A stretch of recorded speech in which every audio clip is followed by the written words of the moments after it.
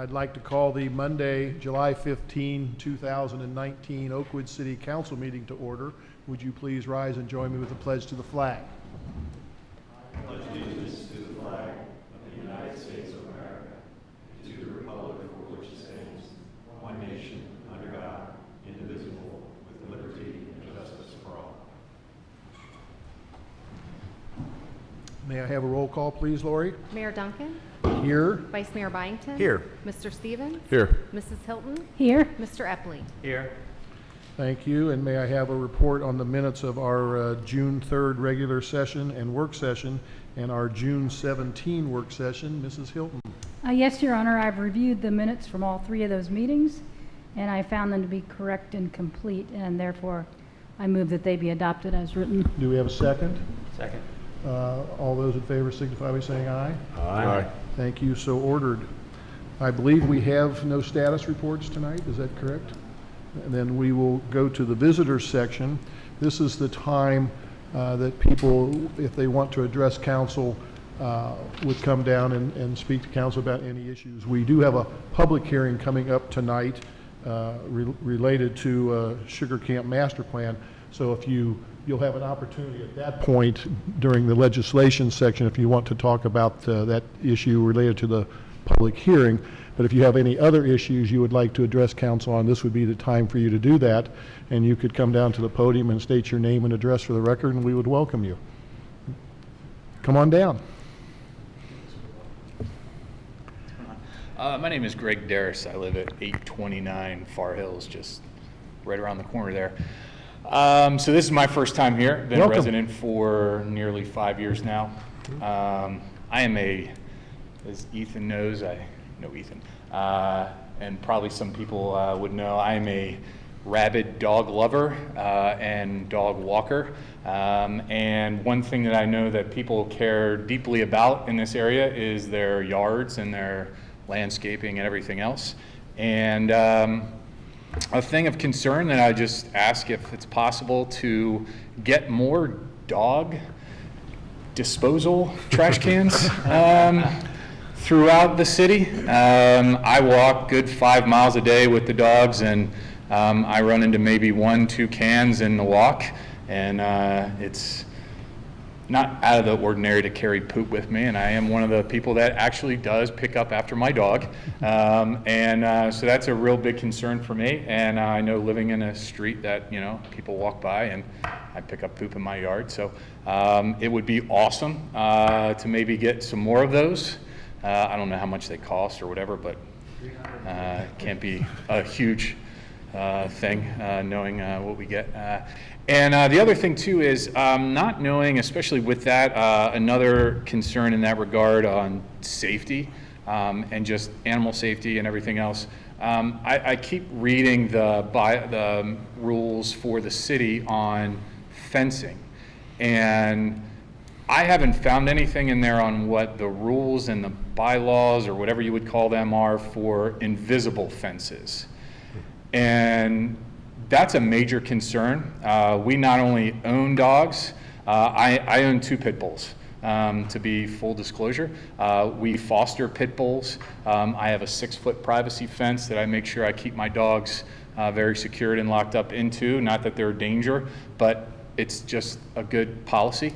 And walking my dog around, he is an 80-pound pit bull, so he can get agitated when other dogs come running at him. There are a number of electric fences in Oakwood that the line goes literally up to the sidewalk or the street when there is no sidewalk. And it's a major concern because I can tell you right now, I have seen dogs go through those. They are not 100% safe. And I don't know what the rules are. I've been looking for it to try and find it. I've seen that you can't have, you know, a certain fence over a certain height and this and that. I had to get all the regulations for that, but couldn't find anything on electric fences. And a possibility of putting forward a scenario where electric fences cannot be a certain space towards the sidewalk, public sidewalks, public streets. If you own a certain poundage of a dog. For example, I mean, I walk down Oakwood quite a bit, and there is a house that has a couple very large golden retriever type dogs that have come out, and I have had to deal with that issue. And I'm just telling you, as the guy with the pit bull on my leash, I'm the guy that's going to get yelled at when I'm done everything correctly. So I don't know what those rules are. If you guys have rules on that, do you know anything about that? Because there is nothing in your scenario that says or regulates like you do a 3.5-foot fence in your front yard, a 5-foot fence. I mean, I can't put a 6-foot fence on the side of my house. It has to be 5. When now my fence looks kind of awkward and ganky because for one section I have to have 5, the other I can have 6. But you can have an electric fence anywhere you want and free reign with whatever kind of dog, just let your dog out, roam free. Those dogs charge and attack. That is not a safety, that's a major safety issue. So I don't know if that's ever been a concern, what those rules or regulations are, and if they aren't any, I would love to put on some proposals for that regulation for sure, because I think it's an inequity to the community and to animals. All right. Okay. Thank you very That's much. my fun time, thanks. Okay, thank you. Very good points. Interesting on the number of doggy station. pots. I didn't want to call them poop stations, but doggy pots. We have 14 of them currently in the city, and they each cost around $375. But then there's an issue of ongoing maintenance as well. So we've got a map of those. We Get think- him a map. Can we provide that? I think Sure, it's on the it's on our It's on website. the We're going to website. hear about our new and improved website tonight too. So, but we are taking a look at that as to, you know, do we want to add any more at various areas that might be less well served than others? So we'll take a look at that. I know as it relates to the invisible fences, there's some issue with, you know, private property rights, I think, that we've dealt with, and I know that our police chief has dealt with that issue, I think, and he's coming to our next meeting, and perhaps we could have him address some of those issues as it relates to, you know, dealing with dogs. We know we just recently passed an ordinance requiring dogs to all be on leashes. We currently didn't have that. I would say the vast majority of Oakwood dog owners do pick up after their dogs, and the vast majority do have their dogs on leashes, but we felt that it was important to make sure that that was in fact codified. So we'll take a look at that issue and see if there's something that needs to be done in that area. I think it's a really good point. Frankly, I've never thought about the invisible fence aspect of it, but you're right. I mean, dogs will get past those things fairly easily. And then once, Could you come back up to the Yeah. podium so people at home can hear you?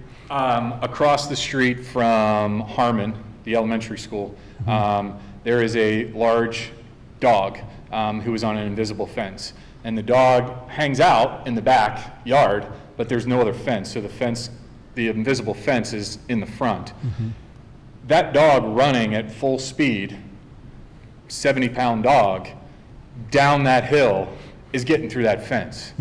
I've had to literally go out of the way to like avoid that dog, get in arguments on those situations. That's just one case. There are numerous cases, and I walk all around this whole area. So just as a, so it would be great to be looked at. Yeah. Very good. Yeah. Thank you. Anyone else wish to address council at this time? All right. We will then close the visitor section, and we will go to legislation. And I actually have the first resolution. It's to grant approval of an amendment to the approved master plan for Sugar Camp and Point Oakwood development, effective signage for the Sugar Camp commercial portion of the same development. This resolution would amend the Sugar Camp Point Oakwood master plan to allow for installation of a new monument sign in front of Building B, near the corner of West Shantz Avenue and Sugar Camp Circle. The development is in the multi-use special planning zoning district. This is a special zoning district that was created in the waning years of NCR's ownership of the Sugar Camp property, written to maximize local control over the redevelopment of the site. Regulations for the district are sparse but strict, requiring almost all development to be done via public hearings with special use permit. When council approved the original master plan in 2007, signage needs for the development were not yet known. The only master plan provision related to signage authorized city staff to review and approve signs for the 3 entrances to the development, which occurred over a decade ago. As the development has matured, Sugar Camp has taken on more and more tenants, and Oakwood Investment Group, which owns the Sugar Camp property, wishes to replace the existing entry sign with a new sign that provides more space to list tenants. To that end, OIG filed zoning application 19-3 to amend the master plan and approve a special use permit for the new sign. The Planning Commission conducted a public hearing on application 19-3 on June 3rd, 2019. By a vote of 4-0, with one member recusing himself, the Planning Commission voted to recommend approval of the application. The matter is now before council on that recommendation, and tonight we will hold our own public hearing on the application. Although I am introducing this as a resolution to approve, council is required to hold a public hearing on this proposal and has not prejudged the matter. At the conclusion of the hearing, we may vote to approve the application, approve it with conditions, or deny it. If council decides to approve it, we will adopt this resolution as is. If we decide to approve it with conditions, there is a space provided on the document to write them in tonight. In the event that we deny the application, I will withdraw this resolution altogether and ask the law director to prepare legislation consistent with council's decision to deny it. As a formality before we begin the public hearing, I move that council adopt this resolution, and I would ask for a second. Vice Mayor Byington, do you have anything you would like to say? I need to recuse myself at this moment. I am a resident who lives directly across the street from this development, so I cannot vote on this particular Okay. item. So All right. I will ask that I can stay at the dais, though. I will be quiet. We will not make you go and sit next to the Oakwood Register reporter who's in the audience. Okay, you're welcome to sit here. Mayor, I'll second that. And, okay, and Mr. Stevens has seconded it, so at this point, we will convene the public hearing. Ethan Kroger will present a staff report, and then if anyone then wishes to address council either in favor or in opposition to this resolution, we would entertain that at this point. And we would also, because it's a public hearing and as a quasi-judicial process, I think is the correct word, we would ask you to swear an oath that what you're going to say is true and correct to the best of your knowledge and belief. But we'll go ahead and hear from Ethan first, and we welcome you. Thank you, sir. I appreciate it. Again, welcome. We just have one application before you tonight, and that is application 19-3. The applicant, again, is Oakwood Investment Group, and the location of the project is West Shantz and Sugar Camp Circle. The nature of the request is to replace an existing monument entrance sign with a slightly larger monument entrance sign. Now, Sugar Camp specifically is located in the multi-use special planning district. And the multi-use special planning district does not have standard zoning regulations like other parts of town we might see. All developments in the multi-use special planning district is either done by a master plan or a special use permit. In 2007, Sugar Camp and Point Oakwood approved the master plan, and this allowed staff to do a few things. It allowed staff to review and approve signage at the 3 entrances leading into Sugar Camp. Now, signage was to remain consistent with the architecture of the site. Landscaping was required around the base of the sign, and the sign, if applicable, could have uplighting or shadow lighting. Now, the current entrance sign was approved and installed in 2007, and it was 6 feet and 2 inches in height, 7 feet and 8 inches in width, and it was roughly 7 feet and 3 inches away from the public right-of-way or the sidewalk. And the sign was not internally illuminated. So here's a picture of that current entrance sign there on Shantz.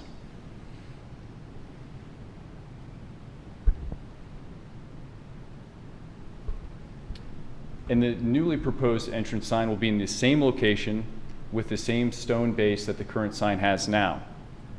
The height will be 7 feet, 3.5 inches, and that increase in height allows for additional tenant identification. The width will be 7 feet and 8 inches, and the sign, again, will not be internally illuminated. Here's a comparison of what the existing sign dimensions are and what the proposed sign dimensions are. And directly below, to the left-hand side, again, we have our current sign, and to the right-hand side is what's being proposed. And I do have a larger picture that I will show you here so you don't have to squint too hard.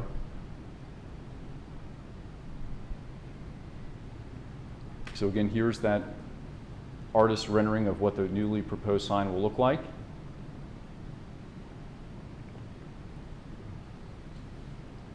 And this is a side profile of the sign along with the proposed colors.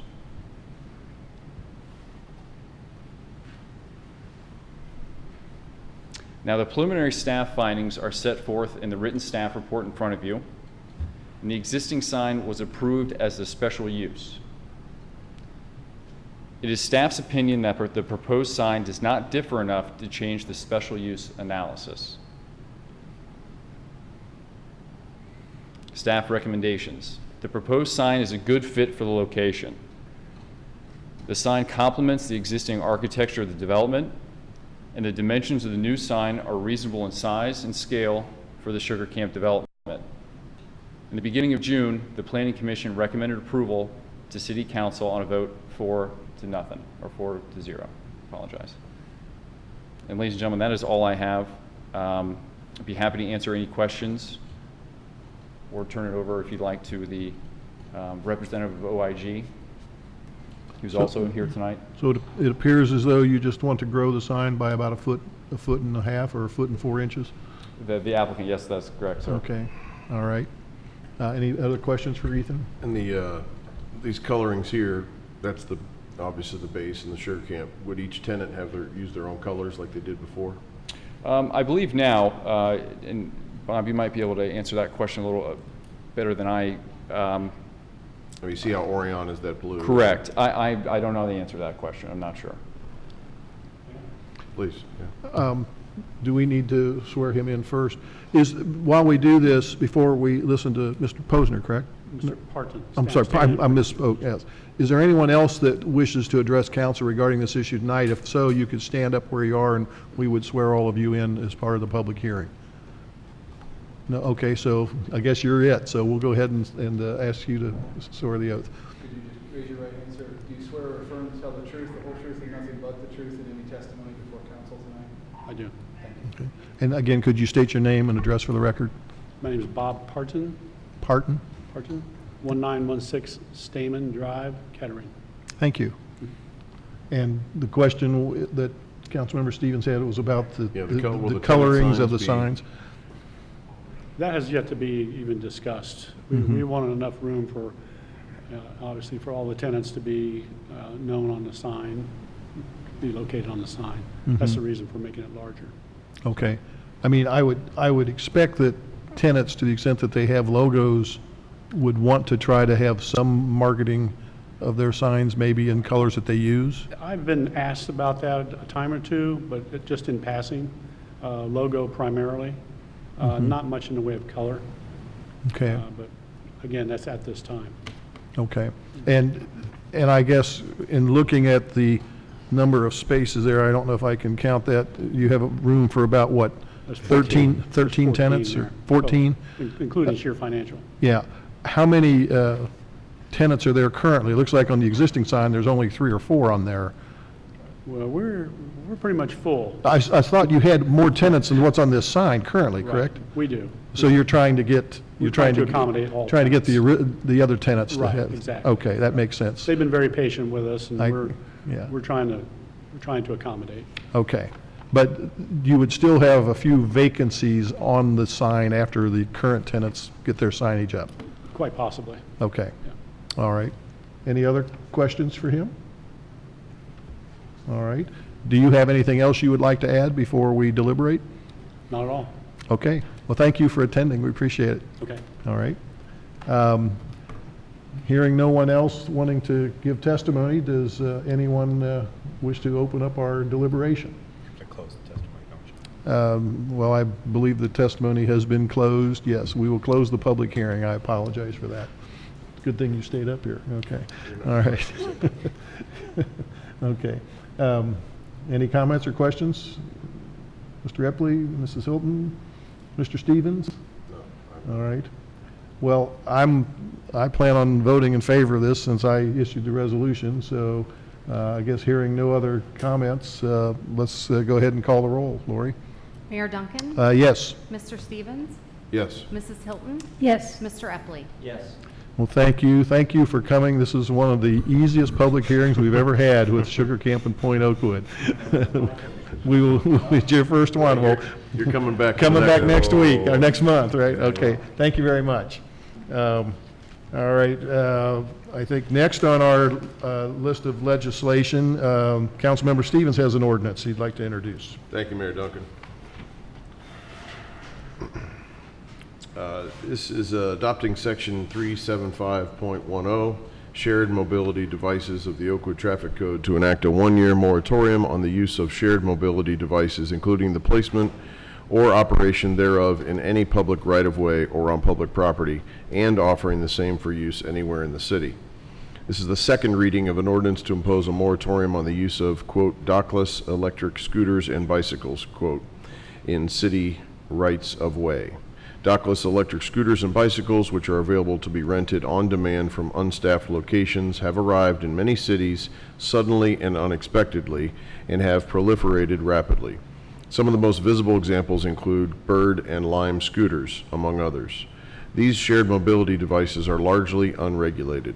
They exist in a kind of legal limbo where, despite some level of public demand, they cannot be used legally on sidewalks due to their status as motor vehicles under state law, nor can they be used legally on streets due to equipment limitations and the lack of adequate mechanisms for titling, registering, and insuring them.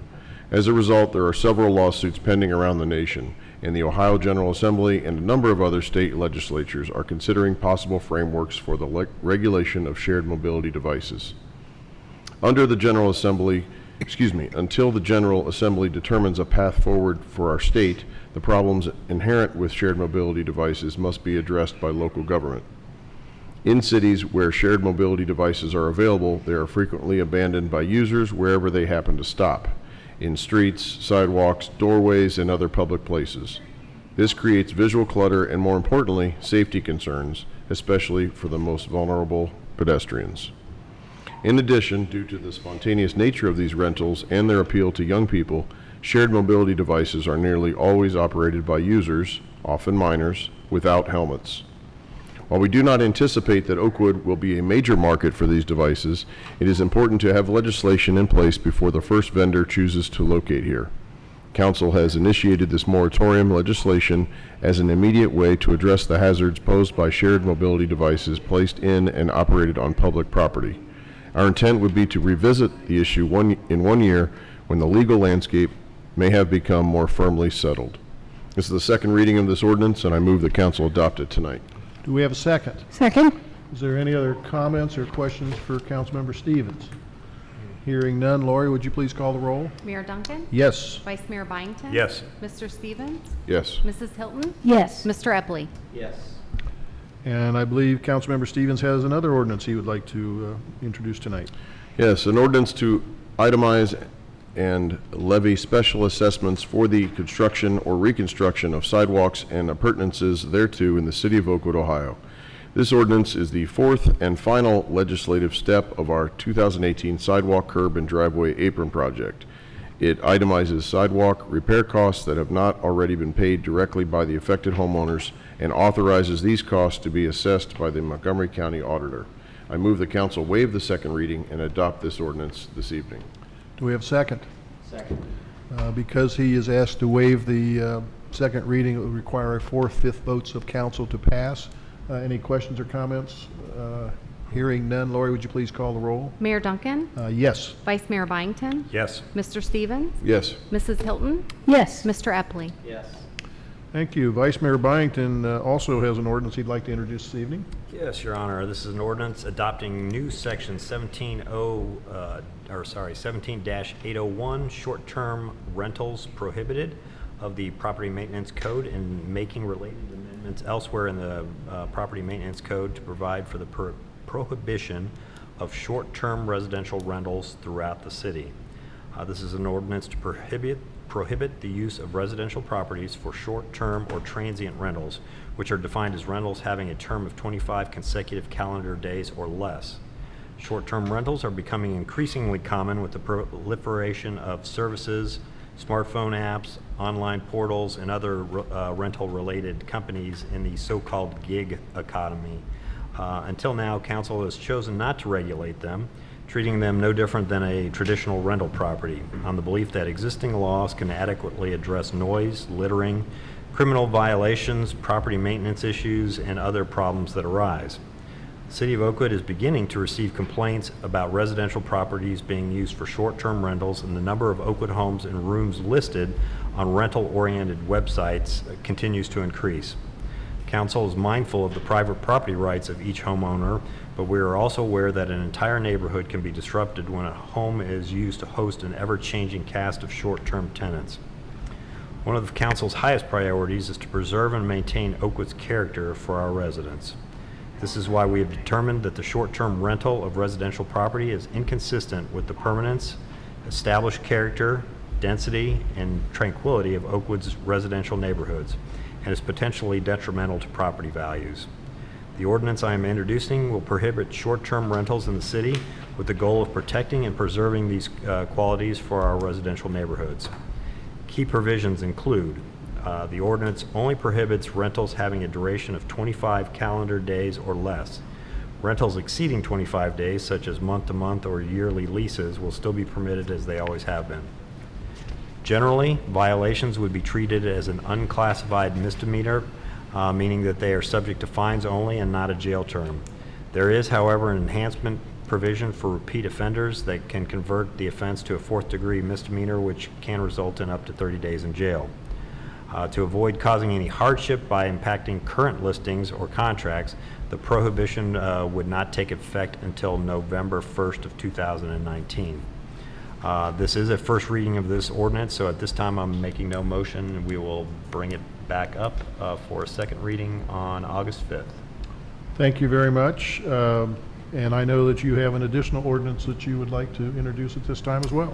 Yes, this is an ordinance to establish an amendment to the organization and staffing schedule and the personnel schedule for the purpose of creating an account clerk 1 classification, to establish the hourly rate of compensation for that classification, and to reduce the number of employees in the existing account clerk 2 classification from 3 to 2, and by doing so declare this an emergency. This is an ordinance that updates the city's organization and staffing schedule and personnel schedule to reflect personnel changes in the finance department. Currently, the schedule lists 3 finance department employees in the account clerk 2 job classification, and there is no account clerk 1 classification. With this amendment, we will reintroduce the account clerk 1 job classification and establish a maximum pay rate of $23.91 for that position. We will also adjust the allocation of employees in the account clerk 1 and account clerk 2 classifications. This will result in 1 finance department employee in the account clerk 1 classification and 2 finance department employees in the account clerk 2 classification, with no effect on the total number of full-time employees. I am introducing this as an emergency measure because we anticipate a retirement in our finance department in September, and it is necessary to establish an account clerk 1 classification immediately to begin the process of properly backfilling and staffing that department. So I move that council adopt this ordinance tonight as an emergency measure for the reasons that I've stated in the ordinance. Thank you. Do we have a second? Second?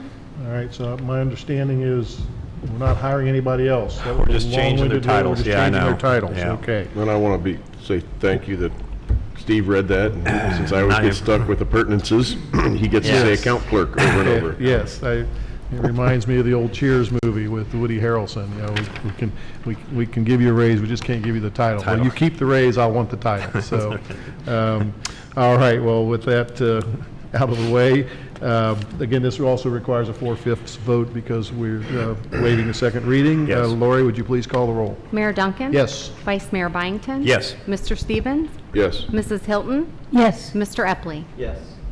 And Vice Mayor Byington, you have another appropriations ordinance. Yes, Your Honor. This is an ordinance to amend Section 1, 2019 Original Appropriations Ordinance Number 4870 and Supplemental Appropriation Ordinance Number 4887 to provide for the appropriation of, 1, an additional amount of $240,000 to be expended from the Capital Improvement Fund for additional concrete street repairs, and 2, an amount of $240,000 to be transferred from the general fund to the Capital Improvements Fund for the City of Oakwood, State of Ohio, during the fiscal year ending December 31st, 2019. This is the first reading of a supplemental appropriation ordinance that will allow the city to perform additional concrete street repairs. The 2019 concrete street repair project is underway and is progressing very well, which provides an opportunity to schedule additional repairs that would otherwise be planned for 2020. The city manager has determined that these additional repairs are necessary and recommends that council authorize additional funding to make these repairs in 2019. The additional repairs would be completed as an extension of the 2019 concrete street repair project, which is ongoing. The city's contractor, TH Solutions, is already mobilized in Oakwood. This presents an opportunity for cost savings. Normally, the city would use competitive bidding to select a contractor for roadway work, but under Section 145.04E of the Oakwood Administrative Code, competitive bidding is not required where special or unusual circumstances make it advisable to work with a particular contractor on a sole source basis. Given that TH Solutions was the lowest and best responsible bidder on the 2019 concrete street repair project, competitively bid on February 27th of this year, and that they are already mobilized in our city, council believes that these are special circumstances that warrant dispensing with formal bidding and contracting directly with TH Solutions via a change order to the 2019 concrete street repair project. This supplemental appropriation will authorize an additional amount of $240,000 to be expended from the Capital Improvement Fund and the transfer of $240,000 from the city's general fund to the Capital Improvement Fund, which will be utilized to fund this additional project. I make the motion that council waive a second reading on this and adopt this ordinance this evening. Do we have a second? Second. City Manager Klops, can you tell us what streets this additional funds are going to be used for? Yes, I can, Your Honor. As you know, the contractor, TH Solutions, has been working on Ridgeway Road from about Park Avenue, or Park Road, south to the Kettering Bridge. And they have completed the entire western side of that road. And this additional money will allow them to circle back around and complete the eastern half of Ridgeway and back down to about Park Road. And at that point, Ridgeway will have been completely rebuilt. They will additionally be able to do work on Fair Forest Circle and on Park Avenue, just west of where we are tonight here, between Harmon and Oakwood Avenue, that one block essentially in front of Hawthorne Hill. And additionally, the one block of East Shantz Avenue between Far Hills Avenue and Oakwood Avenue. So those are 4 sections of concrete pavement that if you take a look at them, and I know you all have, there are many bad areas, primarily at the joints, and that's due to the freeze thaw in the wintertime here. It's old concrete, it just simply needs to be upgraded. And you know, we put this original project out to bid early in the season, very early, so we I think got really good bids, so I think this is a good deal for us to just piggyback on this project and take care of this work this year rather than waiting till next year rebidding it. And you know, I have yet to see unit prices for street work go down. So I think this is our best deal. And while they're here, it's getting done quicker as well. That's correct. Right. And while it is disruptive work, there's no way to take out 7-inch thick concrete pavement and put it back with a 7-day curing period and all that without it being disruptive. But this contractor, if you look at what they've done on Ridgeway, it is quality work, and so we have a good contractor, and I think we can, in the next couple months, knock out the rest of this work and be well ahead. Yeah, and some of these areas they're rather old, aren't they? Oh, they are. 20, Some 35 years maybe? Exactly, Okay. right. So some of the, I mean, it's all different. They're not all the same, but it's over the time, they change over years, but some of these are excessively older. That's and correct. It's time to be fixed. That's right? correct. What do you believe the useful life of these concrete repairs to be? Well, the patches themselves should last as long as the original street, so we're talking, 30, 35 years. Now, we've got we're not replacing all the pavement, so the sections of existing or original concrete are still there. And so, we can expect, sometime in the future, the cracking to start again at the joints. But, the contractor will seal with the asphalt sealant all those cracks, and as long as we keep those sealed, I think we ought to be able to stay off these roads for at least 10 years. Okay, and am I correct, the contractors agreed to do this additional work at the price they quoted in February of this year? That's correct. Okay. Any other questions for the city manager? Any other questions or comments for Vice Mayor Byington? Then hearing none, we did have a second, correct? Yes. Yes, I'm sorry. Hearing none, then Lori, would you please call the roll on this? Mayor Duncan? Yes. Vice Mayor Byington? Yes. Mr. Stevens? Yes. Mrs. Hilton? Yes. Mr. Epley? Yes. And then finally, Mr. Epley has an ordinance he'd like to introduce. Thank you, Your Honor. An ordinance to create a special fund within the fiscal records of the city to be known as the Refuse Improvement Equipment Replacement Fund, and to declare an emergency. This is a housekeeping ordinance to create a new fund within the city's accounting records to be known as the Refuse Improvement Equipment Replacement Fund. By creating a new fund, the city's finance department will be able to track capital expenditures related to a refuse program separately from other general fund capital expenditures. We currently have similar funds for each of our public utilities, but have not previously set up a capital fund for the refuse program. This fund will be administered much like our existing water, sanitary sewer, and stormwater enterprise funds, but because the refuse program is not a true utility service or public enterprise, money in the Refuse Improvement Equipment Replacement Fund will not be restricted and can be transferred back to the general fund if needed. After council adopts this ordinance, the fund must also be approved by the state auditor before it can be implemented. In addition to establishing the fund itself, the ordinance also authorizes the finance director to seek the necessary state approval and provides that if the state declines to approve the fund for any reason, this ordinance will automatically be voided. To allow time for the state to approve the fund and have it in place to allocate funding in 2020, I am introducing this ordinance as an emergency measure. I move that council adopt this ordinance as an emergency measure for the reasons stated in the ordinance. Is there a second? Second. Any other questions or comments for Councilmember Epley? Hearing none, Lori, would you call the roll? Mayor Duncan? Yes. Vice Mayor Byington? Yes. Mr. Stevens? Yes. Mrs. Hilton? Yes. Mr. Epley? Yes. That concludes our legislation this evening. Hiding behind the pillar that I cannot see is our Director of Personnel and Properties, Jennifer Wilder, and she has a staff report. Welcome, Jennifer.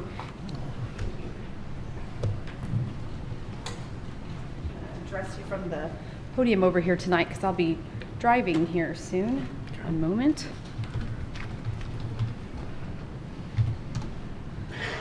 See if loaded here.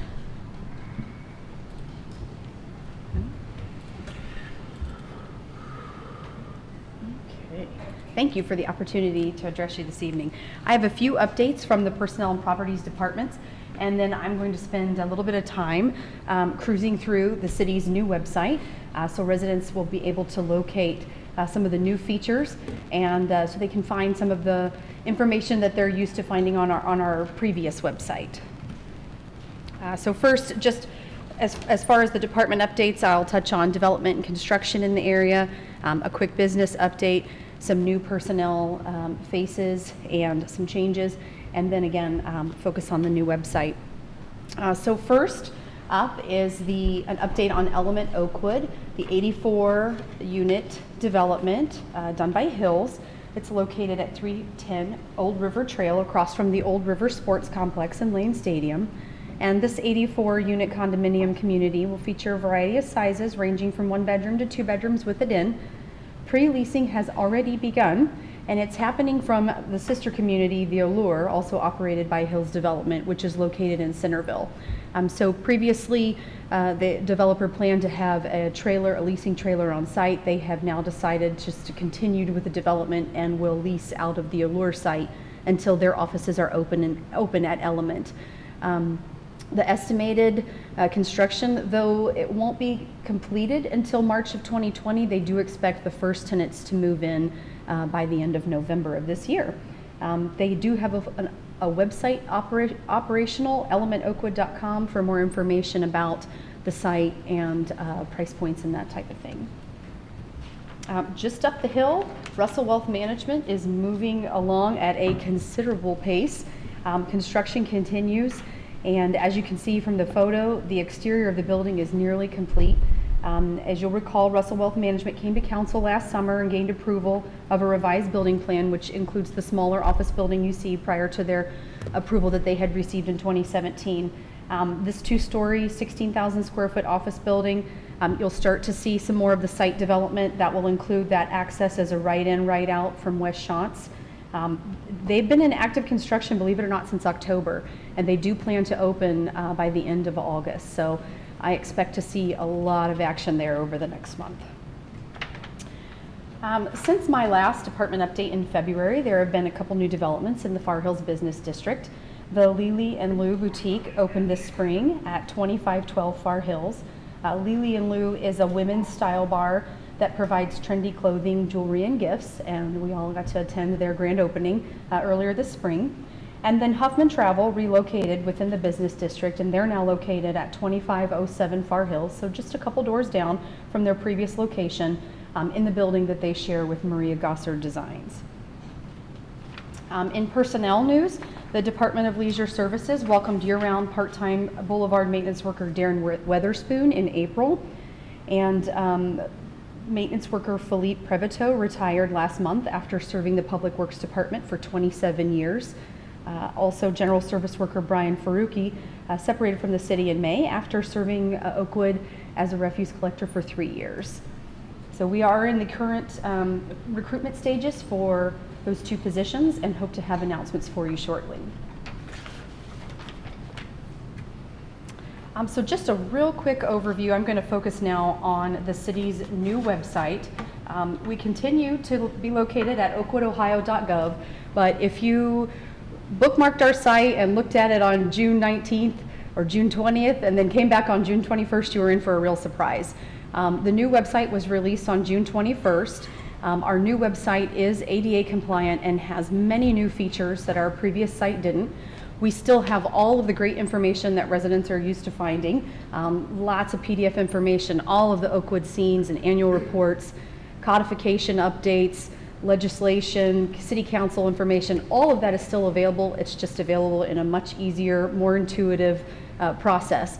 And here in a second, I will flip over to the new website. But some of the things that we now feature are a real powerful search engine that's available on every page, a new frequently asked questions section called Get Answers so that folks can find what they're looking for very quickly, a new report and issue feature, which is an app-like feature that residents can use to communicate directly to the staff member that's responsible for providing the service that they're looking for. Our new website will adjust to the viewer's device, and I have a few slides to show you how it looks on a mobile phone. We are seeing our new website, over half of the folks who are accessing it are doing so on a mobile phone, even more on a tablet, and then the smaller percentage on desktops and laptop computers. Again, the same community information and links exist. They're just in a new format. There's a nice section for prospective and new residents, as well as current residents who are just looking for what's going on in their community. A very robust section on our core city services, and probably one of our favorite features, the council meeting section, which keeps all of our meetings organized in a neat manner so that if someone were curious about what happened on an agenda, they could find the agenda, the minutes, and the video all located together. So I will take a moment and share the website, and I'll try to drive slow. I get really excited with the mouse, so if I get to going too fast, let me know. So this is the landing page. visiting oakwoodohio.gov. On June 21st, all of the servers for all of the City of Oakwood addresses that we've ever had will now point to this website. So if you've bookmarked it, give it a second, it will come up, but I think a lot of people will be surprised to see just how user-friendly and intuitive this website is. So on the main page, this top left section that shows City of Oakwood is always going to take you back to this main landing page. So no matter where you are, if you need to get back to the main page and find your way back through again, this will take you there. I'm going to go over what we call the buckets up here shortly, as well as some service features. As I mentioned, the powerful search engine tool that we have is available right here at the front of our website in the middle of this beautiful picture, and can be utilized by simply typing in, if you're looking for a permit, there's all kinds of things. Are you looking for parking permit? This will indicate that there's a page about that.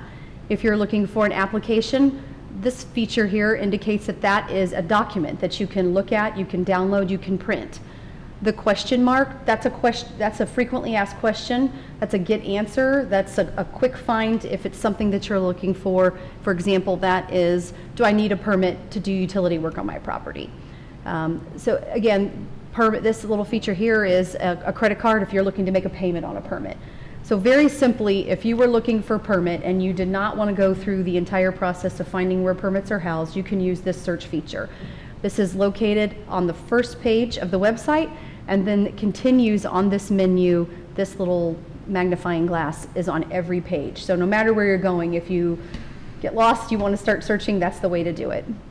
Scrolling down on this main landing page are news and announcements and upcoming meetings and events.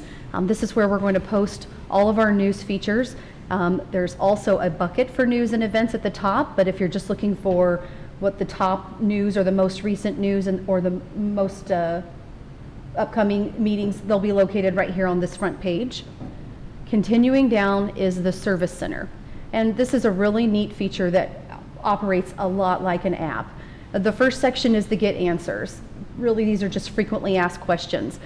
We sat down with the folks who answer the phone and asked them, what are the 5 things that you're asked the most frequently?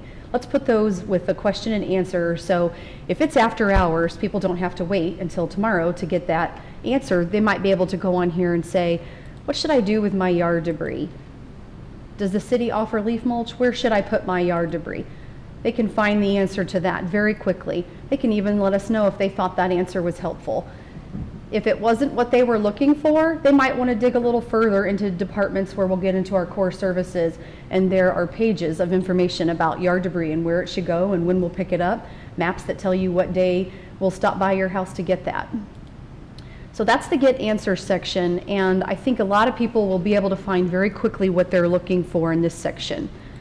My services, it's really what's going on in your area. You can type in your address. This will tell you what the weather is like. Obviously, it's got our address here at 30 Park Avenue. Our hours, you can get directions from your location. If you enter in your own address, you can find information about your neighborhood. For example, there are traffic maps that are powered by Google. You can see what the traffic looks like around you. There are bicycle path maps. So it lets you know what services are available in your area. This is a feature that I can see continuing to grow, that the website developer is constantly adding new things there. So this will tell you what's around my address. The make a payment portion of the service center is exactly how it's described. It's a place where you can go to make a payment. Each one of these buttons will take you to the invoice website that we utilize through I'll just go right there. For example, if you want to make a water, sewer, or refuse payment, there's information on how that's collected, and if you click, it will take you out to the new site, invoicecloud.com, or you can enter your account number, your information, and proceed with making a payment. This is the same link that we had from our previous website.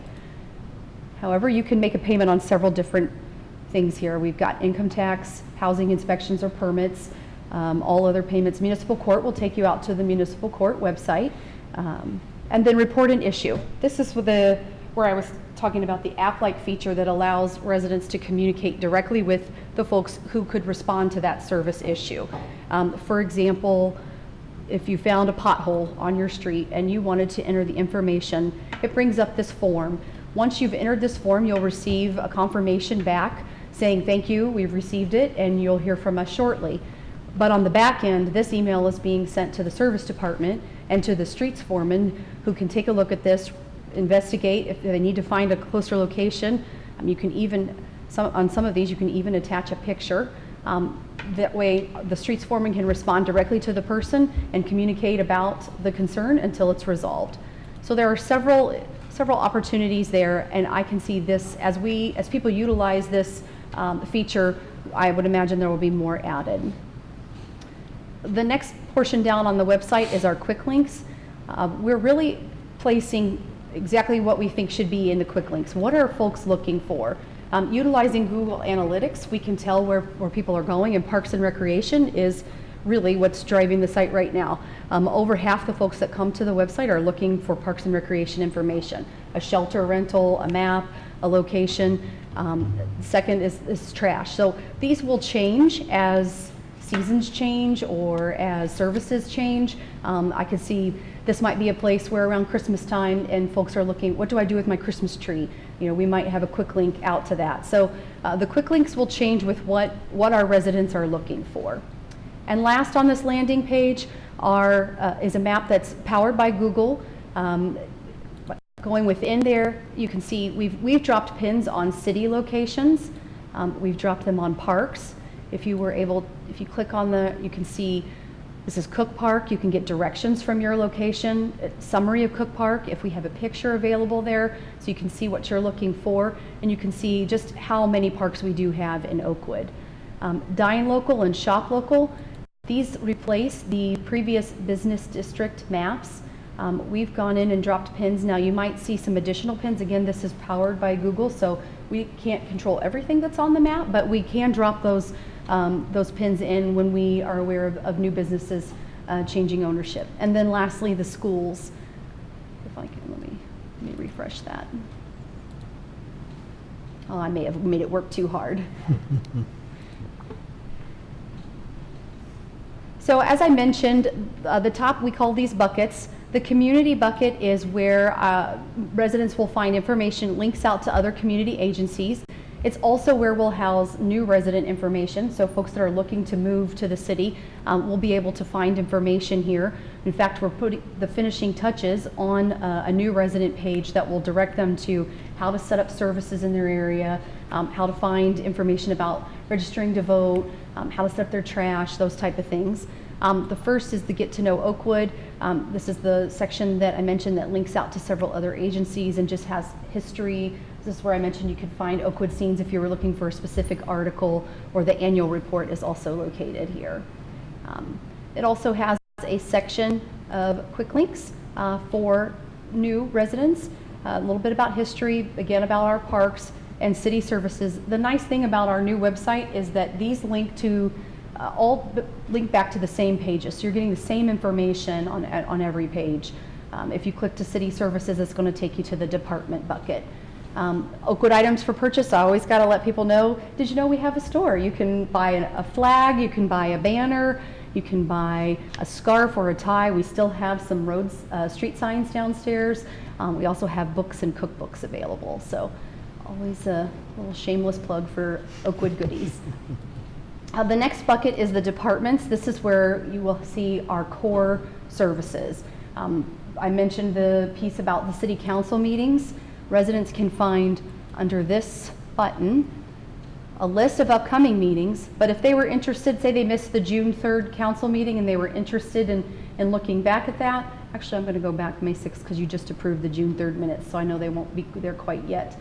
Let's look at the May 6th council meeting. There's the agenda packet for the evening, as well as a link to the minutes.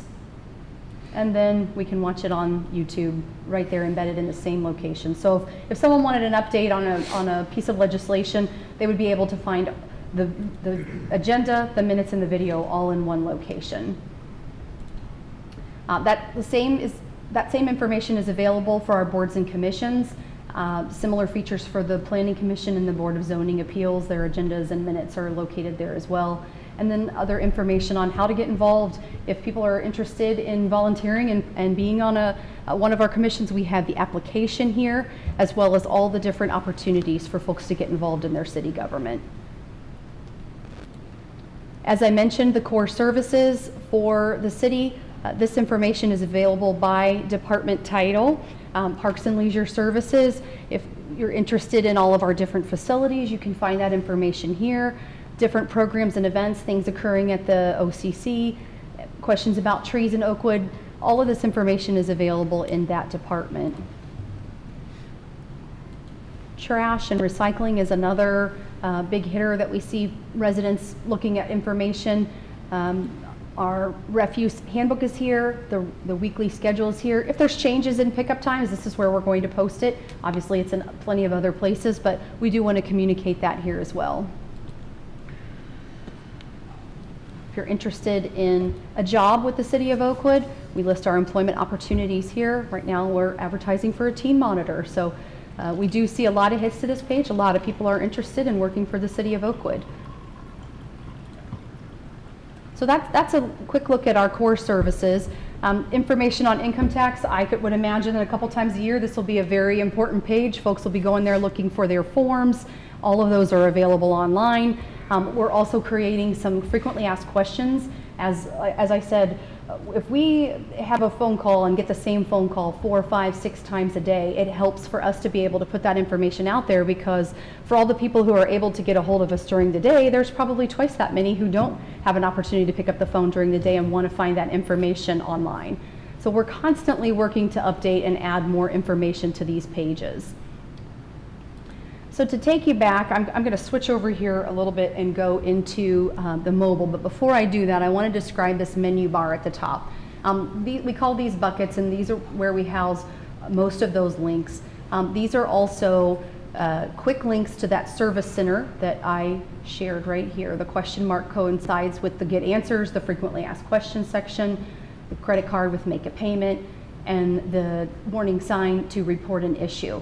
And then again, the search feature. If you're accessing the website on a desktop, as I'm doing, or on a laptop, all of those menu items will appear across the top. However, if you're looking at it on a tablet or a mobile phone, it will move to the bottom. The little hamburger or pancake stack, as folks call it, those are the buckets that you saw at the top. The Get Answers information there, those are the topics that you saw, just laid out a little bit differently. There's our Make a Payment section, and there's our Report an Issue. When we first talked with the website developer about this, we said, well, you know, people are used to looking at the top. Can we put it up there? And he said, yeah, we could. However, when folks are accessing this on their mobile phone, their thumb is right here at the bottom, and that's a quick hit for them to get to that. So it made sense, and that's why they're in the business and we're not. So that's a quick way to find it. But like I said, over half the folks that are looking at our website are doing so on a mobile phone. So we want to make sure that they can see how this menu bar functions. And I have, let me get to, I can show you. This is how it would look on a mobile phone almost exactly. You've got the hamburger, the pancake stack, that's our departments. And let's see.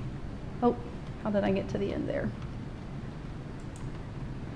So just highlighting, this is where those buckets are for the community, for the departments, for the news and events, the service feature, Get Answers, asking questions, frequently asked questions, the Make a Payment, and the Report an Issue. There are those menu items from the top. This is what the page looks like. It does reduce it. You do have to scroll a little bit, but the same information is there, along with the same links and the same access to videos and documents. That's what the service center looks like. That's our frequently asked questions section. If you were to click into the news section, there's a couple filters you can use there, but as you can see, it looks almost exactly the same as it does when you're looking at it on a desktop. And there is our powerful map powered by Google, where you can find all the information about what's going on around you, what's located around you, where our city services are located, where our parks are, etc. And there was like the Oakwood City Council page. This is that button I mentioned that has all of the public meeting information. That's located in that link is located in several different spots on our website, as we do see a lot of people looking for that information. And this would be a sample department page. This is the Engineering and Public Works page with these buttons on, when you're looking at it on the desktop, are featured on the left side, but on the mobile phone they come up right here, and you would just scroll down and all of that department information would be below that. So that is a cruise through our website. I would also like to mention that should there be an emergency issue that we might need to communicate something important to residents very quickly, we have the opportunity just under this menu bar to insert an alert bar. And we utilize it when our phones were down for a couple days recently, letting folks know that we knew our phones were not operating, but however 911 was in operation. We can use it if we know that there's going to be a lane closure or a road closure, if there's a boil water advisory. While we were in the beta phase, we used it to communicate to residents that our water was safe, because we were receiving so many phone calls wondering, why is Oakwood water safe but others around us is not? So we can use the alert bar. I would encourage that alert bar appears on all of our pages when we have it turned on. But if residents have a concern, I would encourage them, of course, come to this landing page first and see if there's something being communicated up there as well. I think that's most of what I wanted to go through as far as the links. I guess the last thing I would say is that we do have this little piece down here at the bottom, which is the feedback button. As we build and grow our website, we're constantly looking for feedback. Let us know, did you find what you needed? Is there something else we need to add? Do you have a question that we weren't able to answer? Use this feedback button to communicate to the staff, and in a day's turnaround time, we can have that information posted on our website if it's a question we see often. So that's really a summary of our new website. We're really excited and hope that residents will be able to find what they need very quickly. And I can't encourage them enough to use this search bar. I wish Google was this helpful. So that's all I have for the department update tonight. I'm happy to answer any questions you have about the website. Questions for Jennifer? No, great Okay. job. I would just like to say that this website's incredible, and most of the time when people create brand new websites, they're really good, and then 6 months from now they're all stale. But you have the in-house ability to keep this dynamic and updated, and we're not relying on some outside third party to maintain that. That's for us. correct. Is that correct? Our clerk, Lori Stasel, spends an inordinate amount of time updating the information. I mentioned Google Analytics just a little. It's the first thing Lori's checking on every morning, is to see where are folks going. She's moving things around, she's updating, she's checking news articles and making sure they're getting the attention that they need. Lori is on top of the website and is constantly pushing the staff to, hey, that's a great article, let's put that on the website. Hey, that's a good question, let's answer that on the website. So as long as Lori stays on the website, this will continue to evolve. And the council members haven't aged in 8 years. They have not. Still look great. So we're working on that, right? Okay, very good. Thank you. Thank you very much, Jennifer. Appreciate your efforts on Nice behalf job. of our city. Yeah. That concludes our staff report. We now have a city manager's report. Yep, thank you, Your Honor. I have to comment on the website just briefly and publicly thank again Jennifer and Lori for all their leadership and work in putting this thing together and making it happen. As Jennifer mentioned, all of staff, I mean, for the most part, contributed in some way, led by the department heads, but these two here really did the heavy lifting, and Lori is going to maintain this thing going forward, and an example of the way she pays attention to this thing every day and throughout the day.